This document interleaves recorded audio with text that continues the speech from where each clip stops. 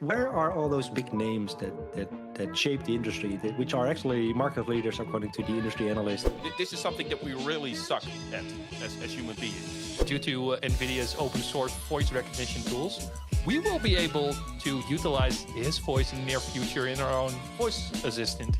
Did you just say that you need a big tool for that? I think you got it spot on. Is that Jack Madden? Jack Madden? At the third stroke, it will be... Cheers. All right. Hello, everyone, and welcome to another episode of the EUCdigest ThrowDown, a monthly recording in which all the hosts of the EUCdigest crew talk about the news, usually about EUC, sometimes different stuff. My name is Ingmar Verheij, and I am your host for this episode. And just like previous months, this episode will be available as a podcast and on our YouTube channel. So don't forget to like these videos and subscribe to our YouTube channel. What's new this month is that we have a live audience. You heard that right. We have a bunch of awesome people who are watching us live, raw, and uncut. Great. You can hear them in the background. Wow. And the crowd goes wild. All right, so follow us on our social channels. And maybe next time, join as a guest as well. And, well, if you have not seen the previous episode, then you have missed us talk about the massive fire in the OVH cloud data center and the topic of disaster recovery. Are NVIDIA and VMware democratizing AI? Netflix is enabling artists to work from anywhere. Dropbox acquiring DocSend, and Microsoft made a universal printer server. That was a fun topic to discuss. Woo! Now, They done what? before we start, Something with printers. Excellent. Before we start with the first topic of today, Johan, can you please highlight our sponsor? Our sponsor of today is Liquidware, and Liquidware provides adaptive workspace management solutions for all Windows desktops. The company's product encompasses all facets of management to ensure the ultimate user experience across all workspaces: physical, virtual, DAS, or in the cloud. There you go, guys. Yeah. So good seeing you guys again. How are you guys doing? And let's do this in alphabetical order. And yes, that means we're starting with Eric, who starts with the E. And please, since I can see Brian Madden is in the chat active right now, can we please ensure that we pronounce our name simple and slow so Brian also understands who we are? Eric. I'm doing fine, actually. Hey, Eric.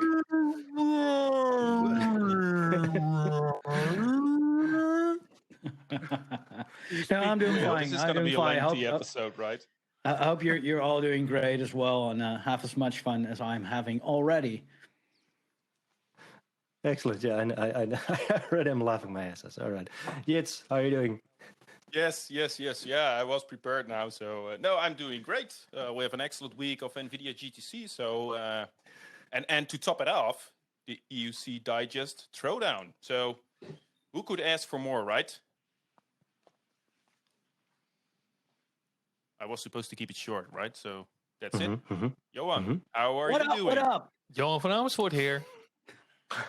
I'm all Awesome. good, guys. I have my new toy with all sorts of really awesome buttons, and no, it's seriously great. I made a really good progression on the new book, which I'd love to shout out to mainly the Twitter handle. So I got a Twitter account dedicated to the book. It's called @VDI And the last couple of weeks, I sent out some polls, and I will do that a little bit more in the next couple of weeks as well, because I want to hear from the community. What are your thoughts on certain topics? This week's topic was around home labs or labs in general. Are you using a lab? If so, is it a home lab? Is it a cloud lab? And obviously, Ingmar, I forgot to mention that combination was possible as well. But I'll be sending out some more polls around those topics as well in the next couple of weeks. So yeah, all good. And I'm having a really nice IPA beer. So instead of our wines and gin tonics of the past couple of months. So when you say nice IPA, sorry, Chris, interrupting, but what IPA did you get? Just briefly, short. I have a Ninkasi Brut IPA. It's it's the lighting is a bit doing stuff. Can you fix your lighting? It almost looks like it says pindakaas. Yeah, it could be. That would be awful. Which right? is roughly translated peanut butter in Dutch. Yeah. Okay, good. Okay, let's get back to that one later. Case. So far for keeping the introduction short. Yeah. So thank you for the absolute shameless self plug of the VDI guide, design VDI handbook, design guide. Twitter handle. VDI design guide. That's what I said. What's the VDI Twitter handle? design guide. Twitter Oh, now I handle. get it. Design Shout or out. VDI design guide. Don't complicate things, Eric. So that's my intro for that matter, because we're keeping it short. Thank you. Yeah, I'm looking forward to this episode. I'm drinking water for today. Thank you. There you go. Okay, so yeah, we tried to keep it short. We're horrible at doing that, I know. So let's got not. Joe on. We got Joe on who's not keeping it short with his VDI design guide, which is maybe obsolete, because I heard someone say recently, the day I have to use VDI is the day someone fucked up. So let's just see how that will work out in the future. And also catching that episode will be interesting, but no shameless plug here. So, okay, first topic of today is actually a survey. So not just you are sending out surveys, Johan. Last month, we published actually an episode 4, on measuring performance of IT infrastructure components, where we had an interview with Barry Shiver from EG Innovations. And they recently did a global survey with a little over 1,000 respondents, mostly IT professionals. And they shared 9 things they've learned. I'd like to share 2 key results. 9 is a bit long. When it comes to monitoring, close to 80% of the respondents said their company are using 2 or more monitoring tools. A third is using 3, and there are a couple who actually use more than 9. That's massive. Most businesses are, so second thing they've learned is most businesses are using native monitoring tools. So that means Azure Monitor, System Center Operations Manager, Citrix Director, Analytics, ADM, VMware VROPS. That raises the question, does it make sense to use multiple monitoring tools? And what does this say about the performance monitoring solutions offered by ControlLog, Goliath, DG, etc.? Shoot, guys. I think from my perspective, this means that there's still a lot of siloing going on in organizations. If you look at it in a very holistic perspective, you'd figure that that one monitoring solution to rule them all would be most preferred, because you're only paying for one, and you can actually have staff on hand that is able to kind of operate that tool and manage it and kind of configure and install. But the fact that some have more than 9 monitoring tools just means that either the monitoring tools are not sufficient, or they're just so siloed that different tools to get to the point they want to have. So from my perspective, go ahead. They want their whole, like 360, but orb insights everywhere. I want to monitor everything. 9 monitoring tools. They were just using trial or evaluation licenses for trying out every tool, right? But I'm kind of curious about, I mean, many of us have started their career or still doing like the job of being a system administrator, right? That also includes using monitoring tools. But this was always the least favorite part for me personally, right? So I remember this one customer where I was doing like 2 or 3 days in a week, some system administrating work, and they had a System Center Operation Manager, right? So SCOM, and every day I just look at SCOM. And I did I selected them all and approved them or whatever I did. I don't know. It was years ago, right? I just acknowledged them and okay, it's all clear now. will continue with the work, right? So maybe that says something about me, or maybe I'm definitely sure it says something about me. That means you are the scumbag, literally, like SEO scumbag. That's not the idea of a monitoring solution, my friend. I know, but many organizations, they just ask for a monitoring solution in a public tender, for example, and then you provide something like SCOM and then you do a basic configuration. And as soon as you start talking to an end customer and asking, okay, when is it that you want to be notified about something? And usually they don't know. So you just leave things at the default settings because, well, it's all billable hours, right? So, they're not really using it. So are customers if customers using 9 different tools, are they using them to the full potential? So obviously no, otherwise why you would not end up with 9. I would say, so customers don't want monitoring solutions. They want to see insights. You just need to monitor stuff in order to get insights. And I would say, obviously there's a reason why customers use the native tools. So whether that's VMware VROPS or Citrix Director, because they give some insights which are apparently, they're built by the vendor and therefore you get maybe unique insights.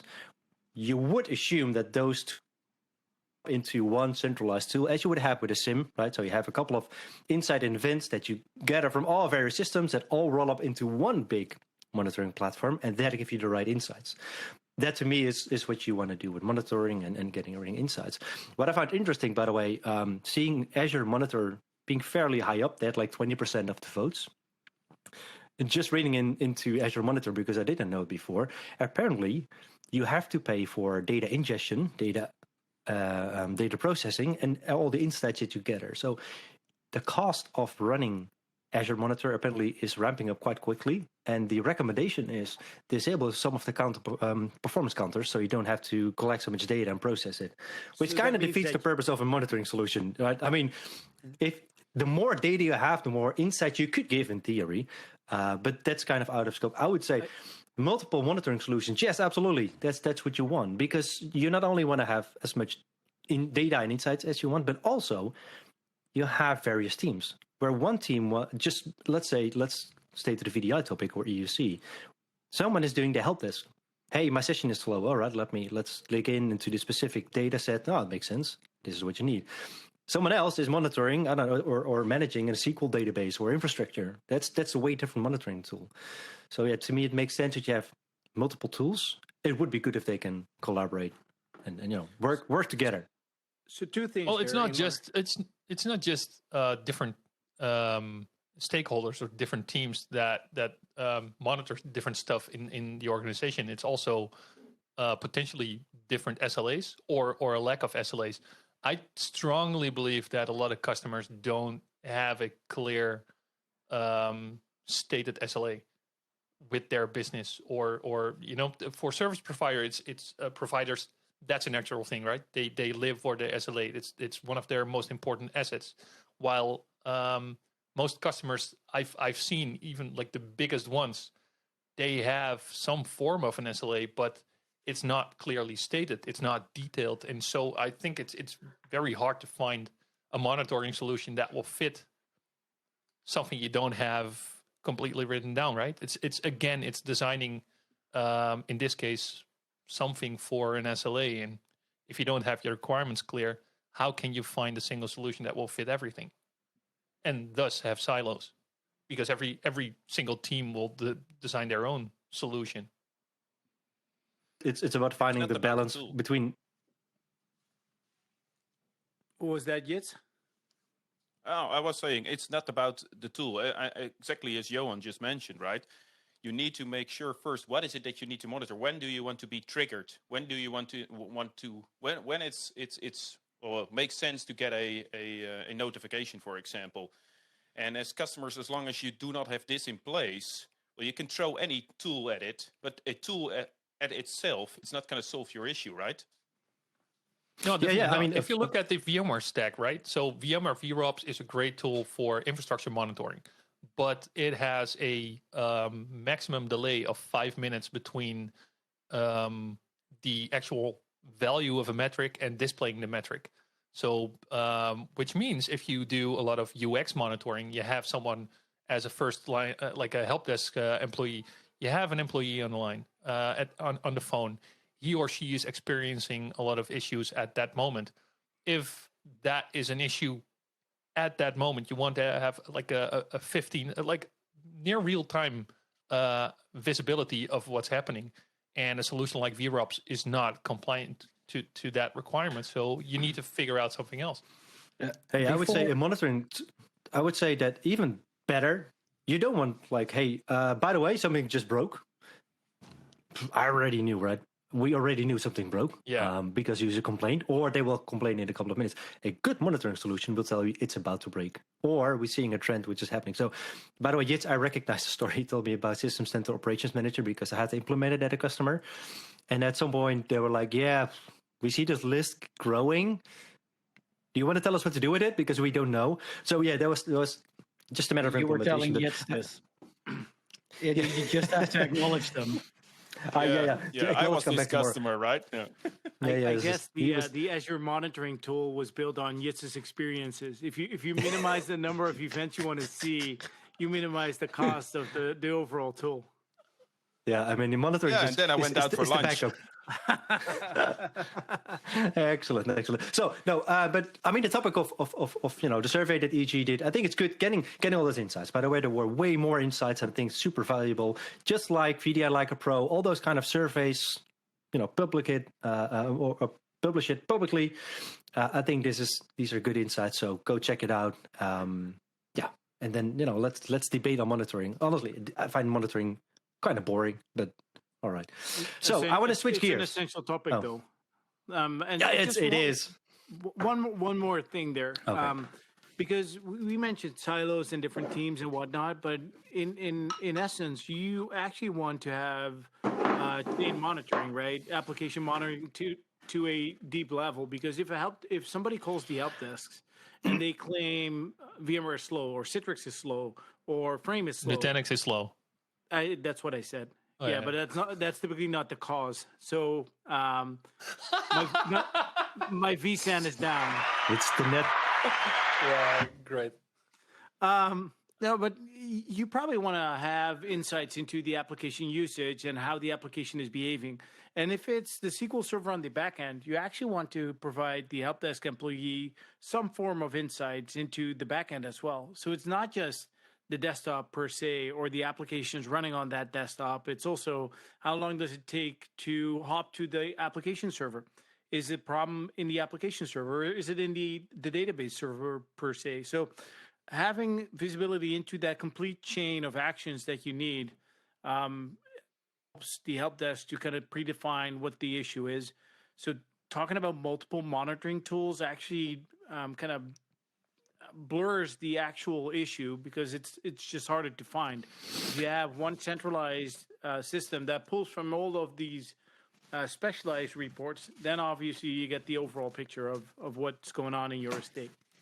I'd like to take it one step further, and I think we discussed this in the session with T-Rex and also with Barry a bit. Why help desk? Why isn't this just a self-service tool where an end user could see like, hey, there's an issue. I'm experiencing an issue. I find it's not performing the way I want, or it's just like availability. Oh, hey, by the way, my Wi-Fi connection is breaking. Or hey, by the way, I'm in a certain region where an ISP is having issues. Or by the way, my service provider. We're going to SaaS providers more, so this could be my own IT provider. It could be an Azure. It could be something else. There's a certain issue happening there, and that's the explanation why I'm having problems accessing my application.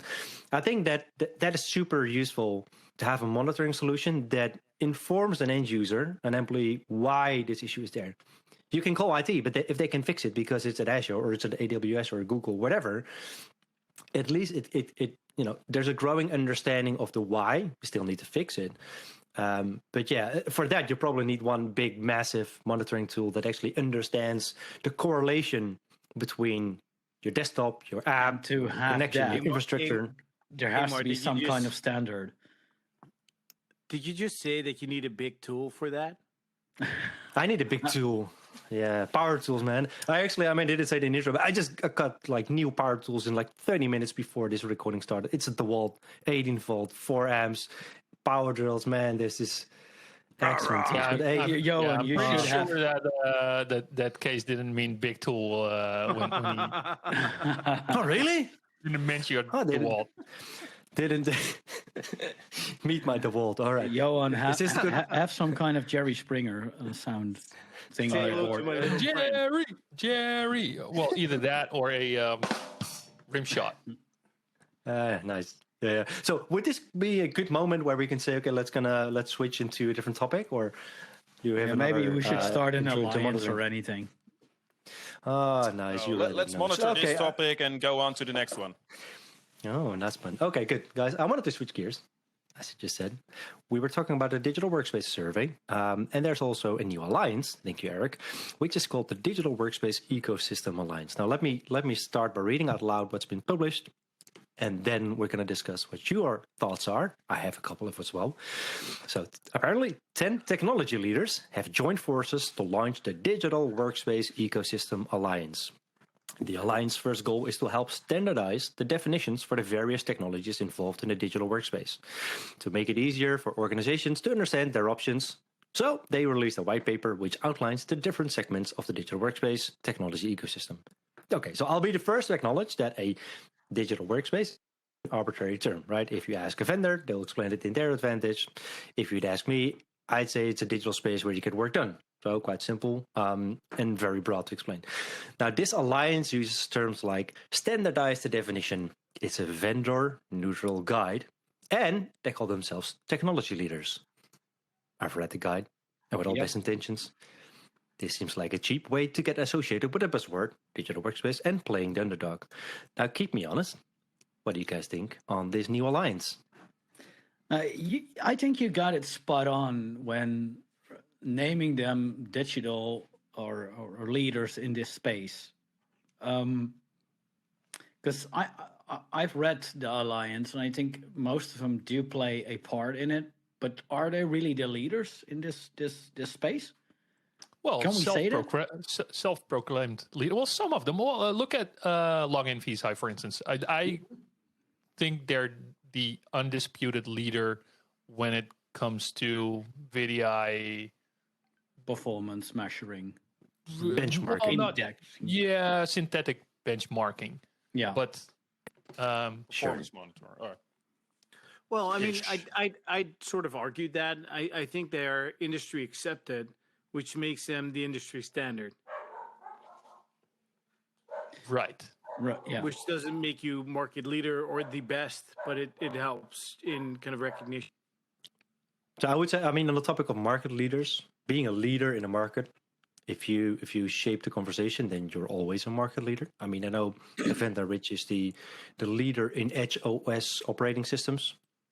Sure, if you define it well, then you are the leader. That's good. That's true, right? But if you associate yourself with like, hey, I am a leader in application virtualization, or I'm a leader in endpoint management, then I wonder where are all those big names that shape the industry, which are actually market leaders according to the industry analyst and probably have a large deployment. But I also, so yes, digital workspace.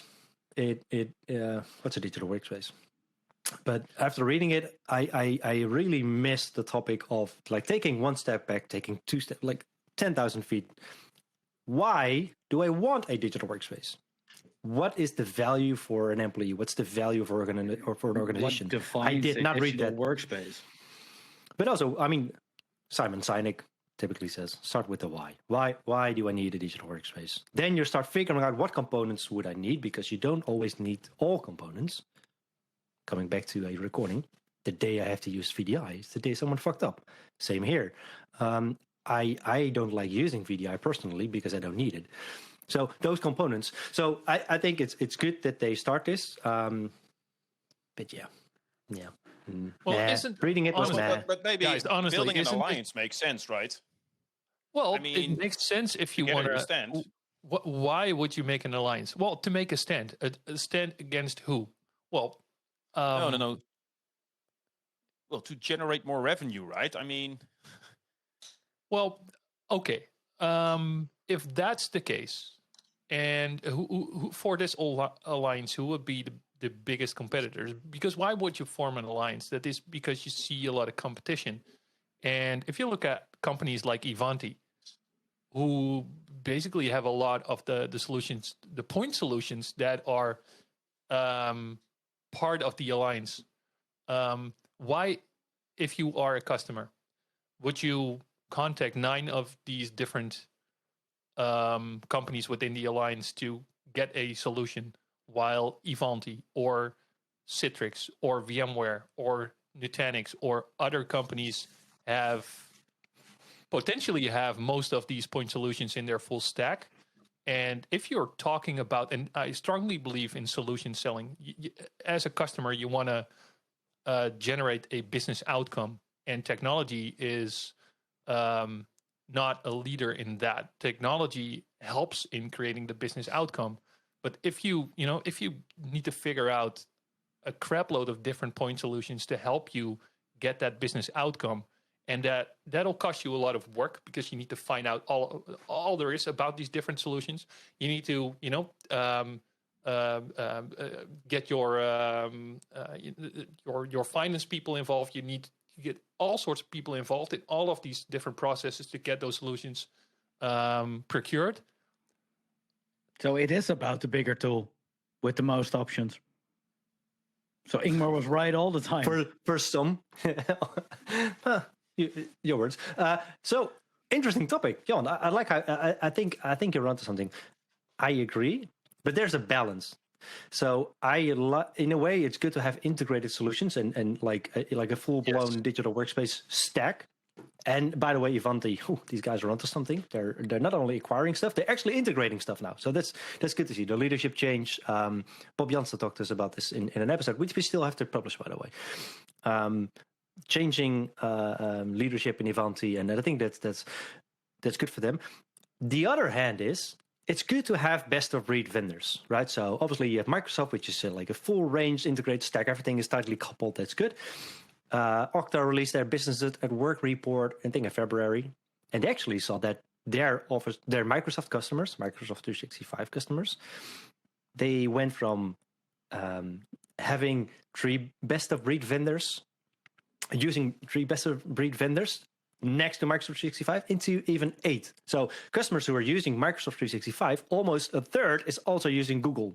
A quarter is also using Box. I think 40% of Microsoft 365 customers also use Zoom.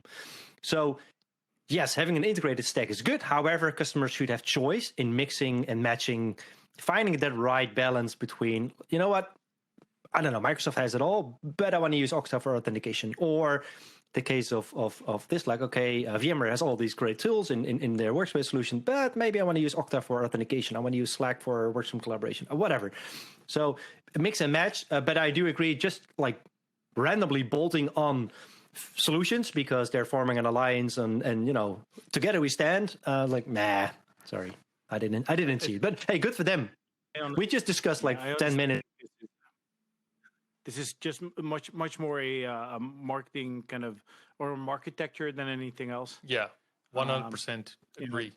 It's reaching a broader audience than you be able to reach by yourself by forming an alliance like this, which is a valid kind of way of operating, but it's unless there's something substantial that I'm missing, it's nothing more than a marketing outreach. And that's it, right? So if hypothetically, so Igil would be in some kind of alliance with Citrix and Nutanix. They have a validated hypervisor, a validated management platform that's capable of managing those desktops. You have a validated and enterprise supported broker. You have a great connection protocol, and you have endpoints that are fully able to integrate with those solutions as well. In that case, I would say, because everything is validated, it's tested, it's enterprise ready, it makes sense to announce an alliance around those solutions. In this case, I haven't heard about any of those, or maybe I'm not aware enough, but I haven't heard about any integrations between those solutions until so far. And that's one big challenge with all of this, is that customers who are investing heavily in a digital workspace are also investing in innovation, which means that if you have, the bigger companies who are facilitating most of those individual topics within the EUC stack or the digital workspace stack, those solutions, those topics are all tied together. So you basically pay the bigger companies for innovation as well. They will guarantee you for the next 5 to 10 years or 4 years, I don't know, a couple of years, that those solutions will be developed and will have a certain vision that the company believes in. While if you have 8 or 9 of those individual solutions, you may hope that they still be alive in the next 4 to 5 years. Maybe some of them will be acquired and will disappear. That's what we saw with certain solutions in the past as well. So, yes, marketecture. And to wrap this up, I think an alliance is good. Because yes, you're right, Dave. Yeah. Guys, embrace it. Someone said Words. you're right. Vomit. Just take it, accept it with grace. Yeah. So I would say, obviously creating an alliance is more than just creating a architecture. So maybe we'll see more. So I'm looking forward to hearing more on that. So, but okay, switching gears again. Let's move from the digital workspace into digital transformation, and also on an alliance. Before you continue, we seriously have to have a soundbite in there, in switching gears, like gears are going like the Transformers. Good suggestion. Hey, I'm that's sure. pretty good. Hey, there you go. All right, so NetApp, the company I associate with big arrays of storage area networks, says it's going to simplify digital transformation by joining forces with Google through a partnership. Okay, so it's not an alliance, partnership. Basically, they want to help customers move from on-prem NetApp storage-based workloads to Google Cloud. And to me, that seemed a bit odd, because why would you give your business to Google? So this is where NetApp VDS comes in. And VDS is a cloud-native automation and orchestration tool that enables desktop as a service on Google Cloud. Apparently, they support RDS and Google Cloud, as well as on-premises environments, but also support Microsoft WVD. And let's not forget they have like NetApp, global file cache, and cloud volume services, so they're not entirely giving away their business. And what's also interesting that I saw passing by is that Google actually has its own virtual desktop service called CloudTop. They have it since 2017. They only use it internally. Instead, they do refer to partner solutions, which is I good. think Case wants to say And I have to something. admit, I think so, yeah, but let's wait. I have to admit, this is the first time I heard of NetApp VDS, by the way, also of CloudTop from Google. It's clever that you partner with Google, right? Form an alliance. I mean, everyone is alliancing with Microsoft, and then some of us are alliancing, I don't know, forming a partnership with AWS. Google, they're kind of big. They're kind of impressive. So, yeah, Case, did you wanted to say something on this? There's 2 companies in this world that I do not associate with digital transformation. One is IBM, and the other one is NetApp. They're so far away from my perception of digital transformation that it's like they couldn't be further apart. So it's interesting to me that that they're saying they're going through this digital transformation. Keep in mind that NetApp bought CloudJumper a while back. Yeah. So that's their DaaS solution, and that, it from the feel that I got was that they just reshaped it into this very fancy acronym that they're using right now. I think So, Brian but IBM, disagrees that's the with company behind the Universal Business Adapter, right?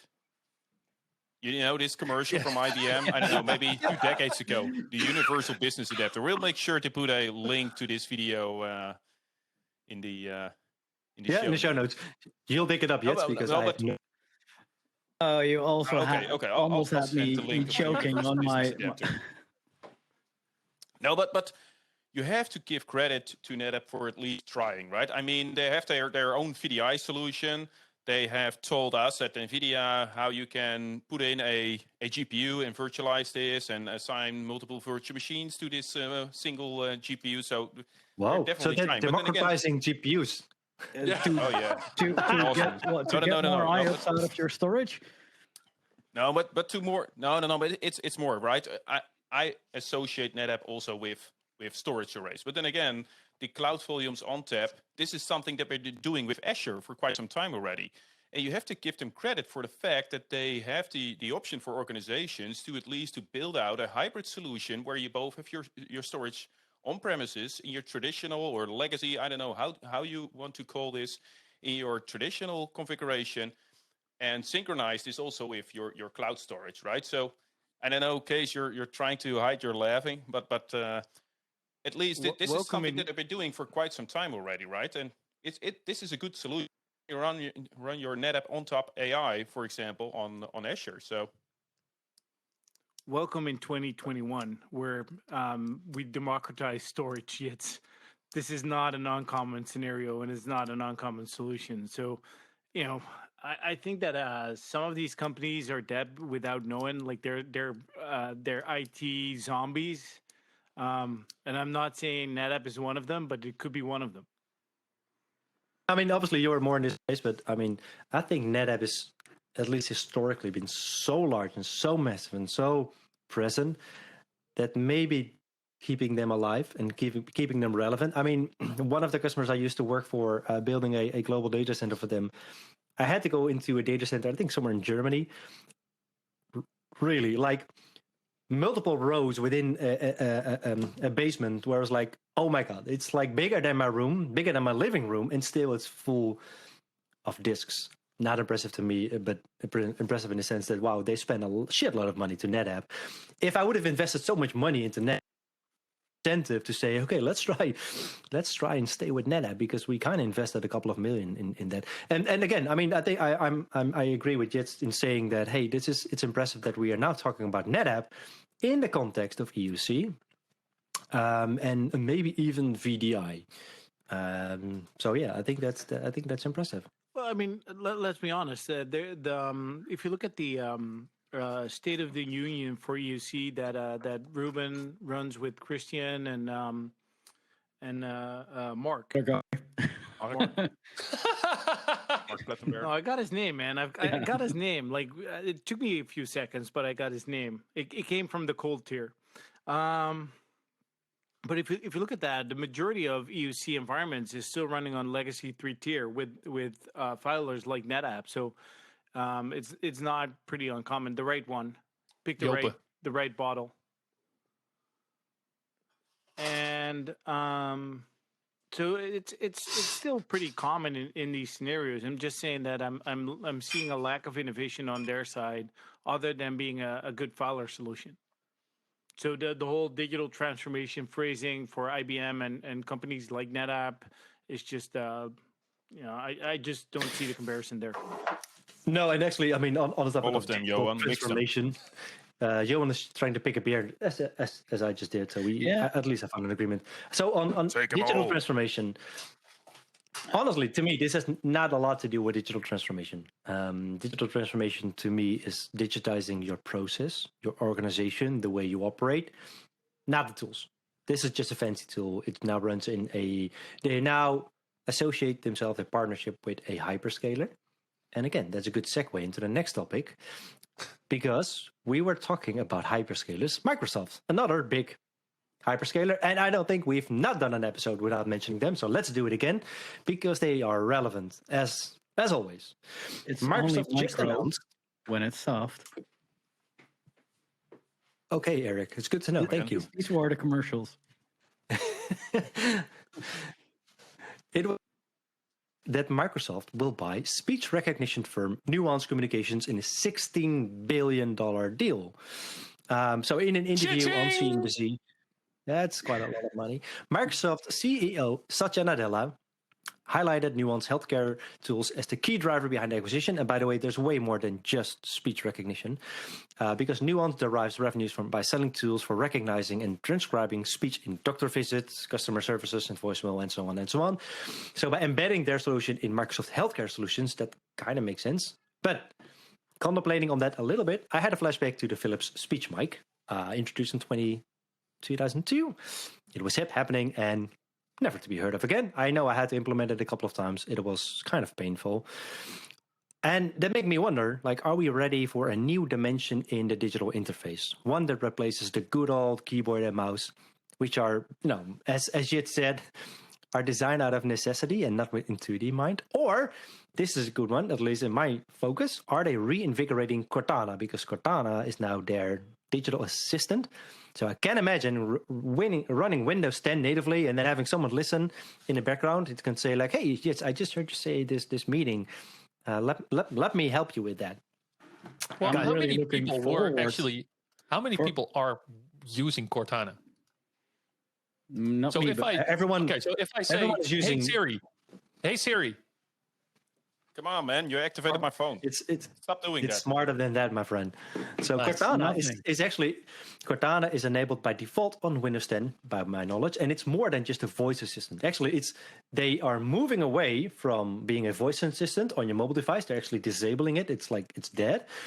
It's now a personal assistant in Windows 10 where you can go. It's associated or integrated into Microsoft Search, and so it's like, hey Cortana, help me figure out my day. Help me. Come on, everybody's looking for the new Clippy, who will talk to you in Microsoft Sam style. If it's Clippy, I'm on. No, but guys. I mean, natural language processing is the biggest thing to crack at the moment. Everyone is working on that. I mean, there is not a meeting going by at NVIDIA that we're not talking about natural language processing and all the algorithms that are associated with it, right? I mean, you have like this NLP sets available, consists out of, 350 million parameters, and that's only last year with BERT, right? And GPT-3 is using 175 billion parameters. So everyone is trying to crack this solution with natural language processing. And the same applies to Microsoft. And then applying this in the field of healthcare is the easiest thing, right? That's at least from a selling perspective.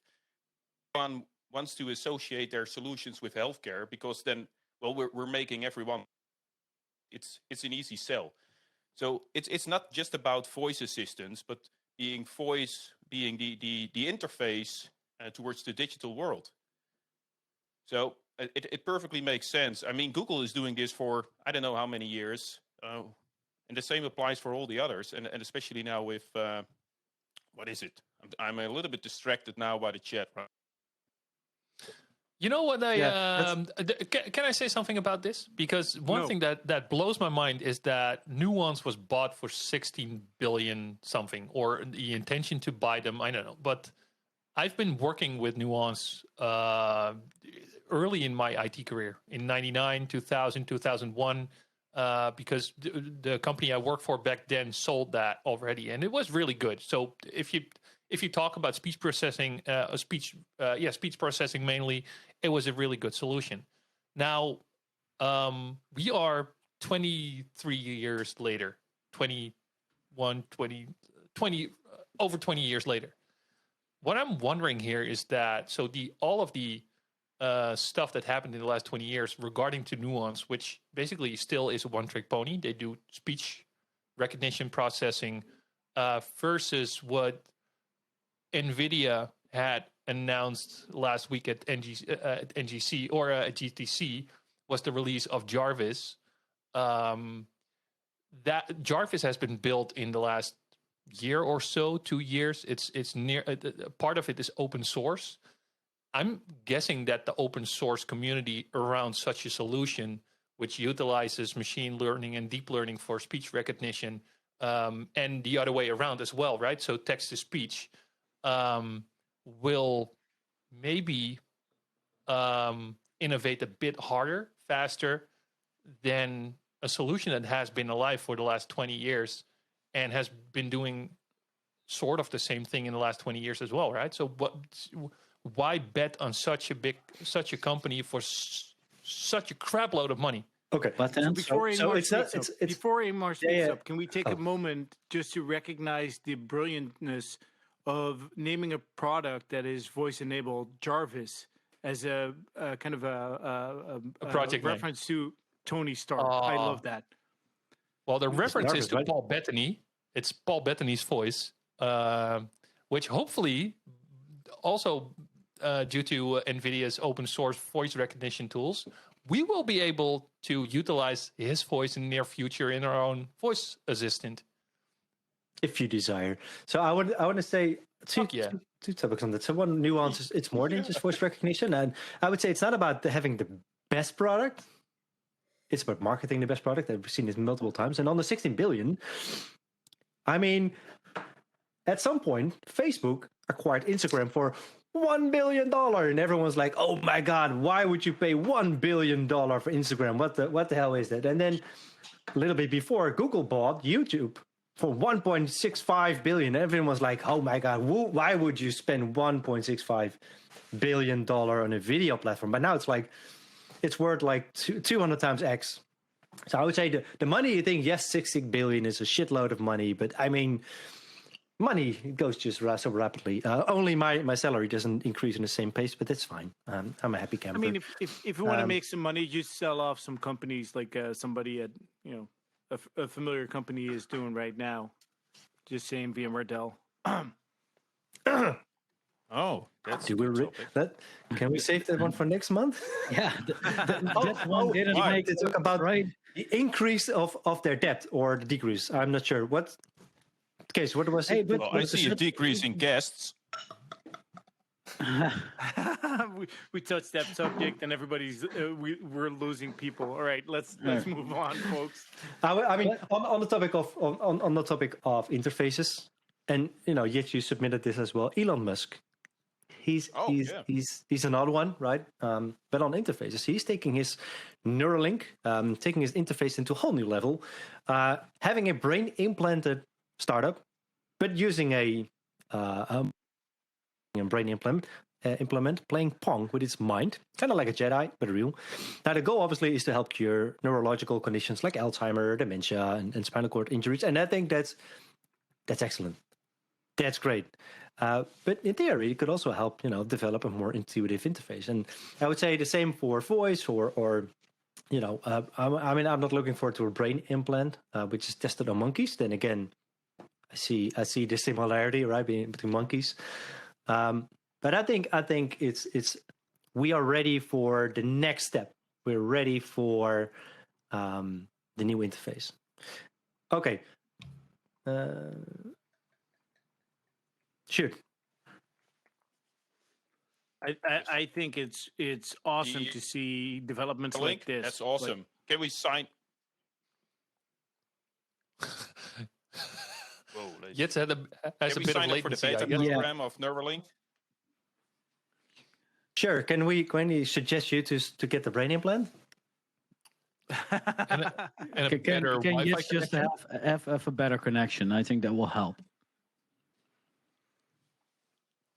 We just lost Yit's video feed, but his audio feed is still there. So let's just continue with recording, and unless you really want to see Yit's, Eric. It's not me who want to see it. It's especially you who doing the video editing. Guys, I love the innovation on the Neuralink, but don't you guys think it's creepy as heck to have something? Yeah, to have something implanted into your brain and kind of.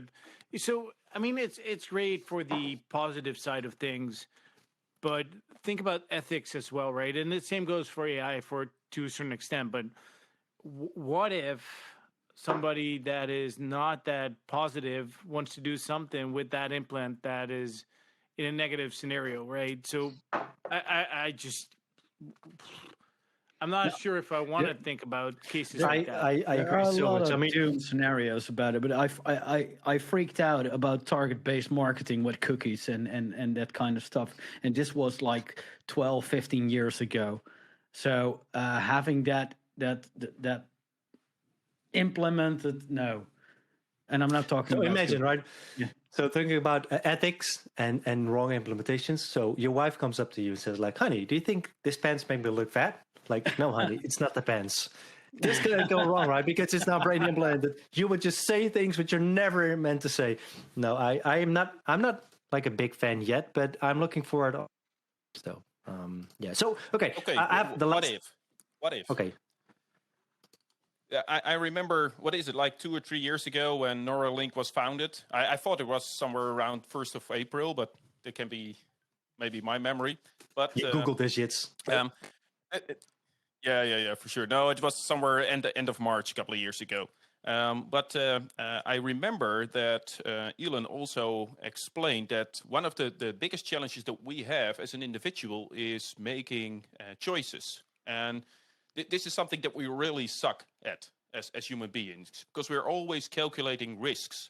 So what if you have a big mesh networks of neural links of people, and you can tap into other brains and do a way better risk calculation to make the right decision? No, dude. We are bad at making decisions because we think. Oh, sorry. Brian is right. Yeah, Brian. Yes, Brian just said, I think that's called marriage. All right, yeah, that's true. About the pants or making decisions? I don't know, Brian. But, I mean, people are bad at making decisions because we have so many things going on in our mind where we think more and have like considerations, and a machine learning algorithm or something making decisions is biased. If you look up AI and biased AI, it's a super interesting topic. I don't want any AI or any machine making decisions for me, because that's, I mean, we saw a couple of videos on robots making decisions. But that's the brilliance. It's not AI.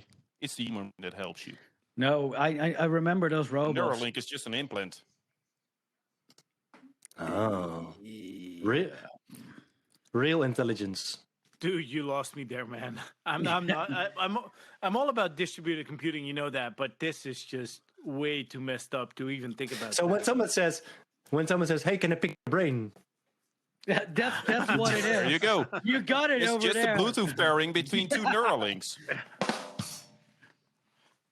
Alrighty, next topic. Last topic for today, probably. Maybe, let's see what time. We just covered new ways of experiencing. What about new ways of collaborating? Obviously, with the EUCdigest, we started as a podcast, which is a convenient way to consume information, especially when you're on the go. With the ThrowDown, we added another element, video, so you can see how we all react, making it more dynamic, more engaging. Well, you can see all of us except for Yitz, because he's dropping out every once in a while. Well, he's usually here. But it's a recording, so it's available at your leisure. Now, the raving success of Clubhouse shows there's a desire. Yeah, shows there's a desire to collaborate and discuss in real time, live. And it's the latest hit that suddenly dominates the business conversation with 10x growth in 2 months. And where there's success, there's imitation. We're not talking about VMware here today. Sorry for the bad joke. Behold, Slack introduced alternative for Clubhouse and async stand-up meeting. Spotify's buys Betty Labs. They're the creator of Locker Room, which offers someone edited the notes here.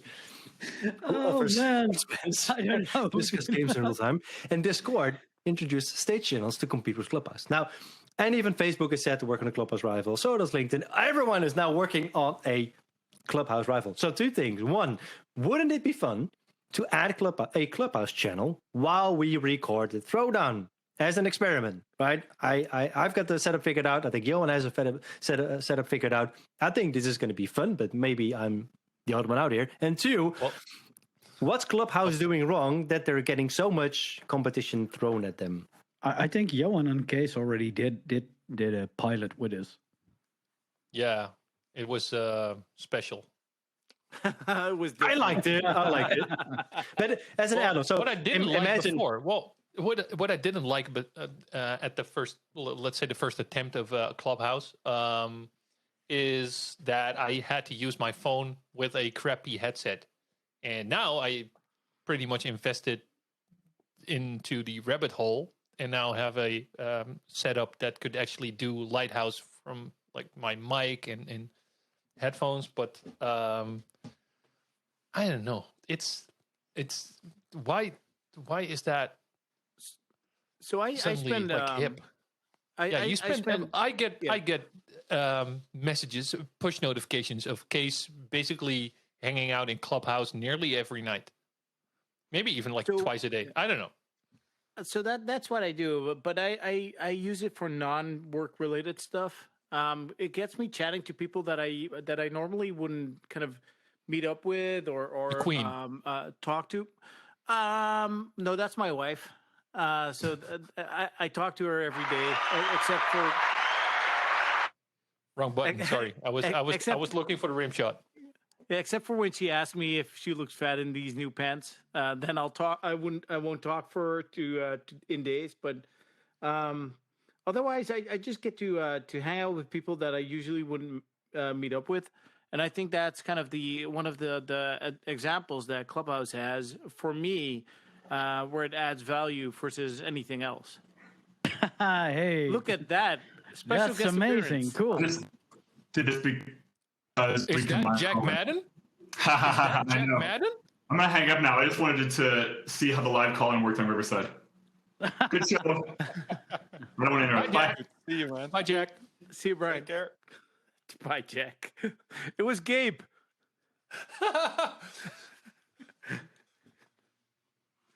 So, Ingmar, you're on mute. Ingmar, we can see your lips Yeah. moving, but there's no. You're double muted. I know. This is the We don't have lip complaining sync. yet. So apparently, it's good. Brian just joined. There's apparently a button which says start live call in Riverside. So we can just join live. So, okay, no need to have a Clubhouse activity in here, I guess. Yeah, Before but then episode. again, aren't you the one who should accept the live call-ins? I just had to accept Brian here as well.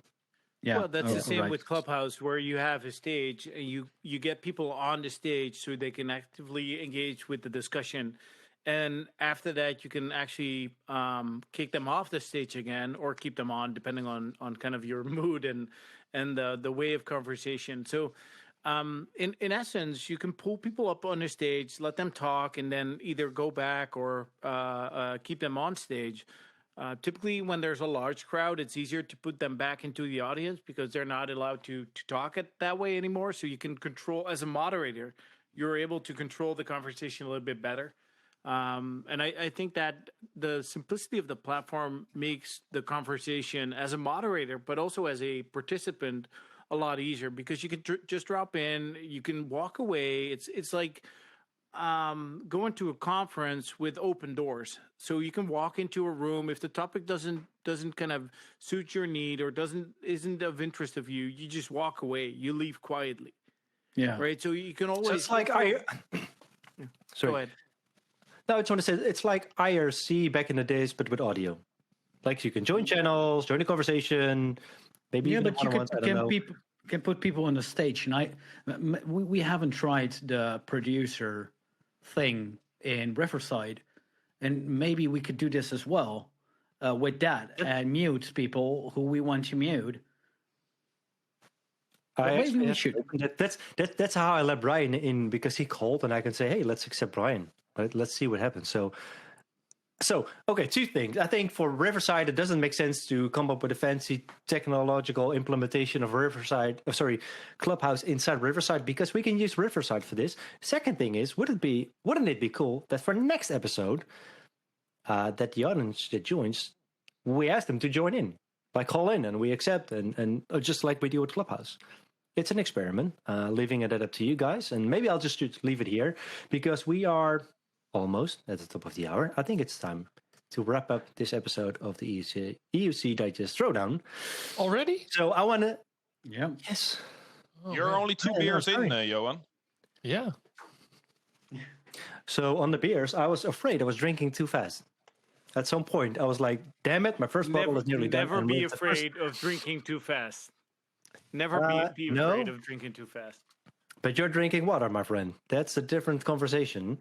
I'm drinking, obviously, I'm drinking Jeroen beer, which is from my buddy Jeroen, who's a brewer.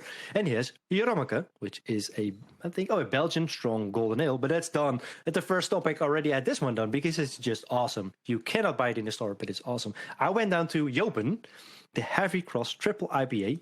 Johan told me, go for the Jopen. The beer translating of Jopen. We have some other association with Jopen as well. But it's a triple IPA. Yeah, two of them. And what I really like about triple IPAs is that I'm a big fan of IPAs. The bitter, I just like the flavor. But I'm also a big fan of the Belgium triples. This blends them together. It's one of the few triple IPAs. It's 10% of alcohol. I'm not done yet.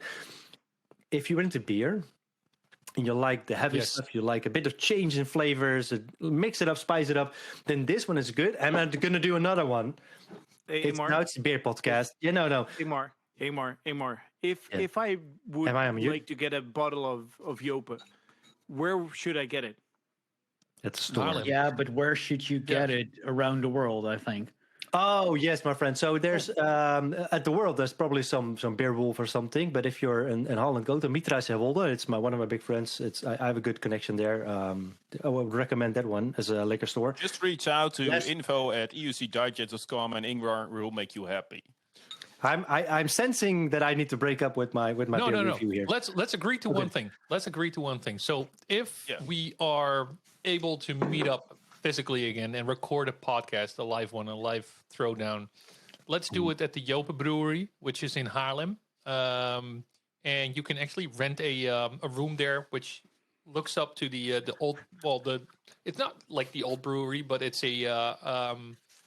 Do you rent it per like hour? the kettles and stuff like that? And it's really, really awesome. So let's do that. As long as we can agree on rent a that. room where I can sleep as well, because if I drink, I don't want to drive. I like what they brew, so I kind of want to drink more than one. So yes, Done. fuck Done. yes. Again, you did a shout out for the Mitra in Zeewolde. Zeewolde. Yeah, Martijn. Which is owned by Martijn Thiele, I know. which I know pretty good. So yeah, I will know if you want something, go there. See, there you go. I can only say yes. By the way, he has Double shout out. Sorry, Kees, If and- you're younger than 18 years, let's make it- responsibly. Don't drive. Yeah, I'm older than 18, so I can just drink whatever I want. Ha. Last recommendation: if you like a beer and whiskey, Gouden Carolus, but whiskey infused. Yeah, Man, it's like heaven. It's so fun. and these are really like a good investment as well. If you keep those for a couple of years, they go like for you buy those for €3 or something, but in 4 years they can be like €50 a bottle. So Keep them a couple of years. That's too big of a challenge for Ingmar. I know, but I'll just hold on to my stock. it is an I'll drink it. investment.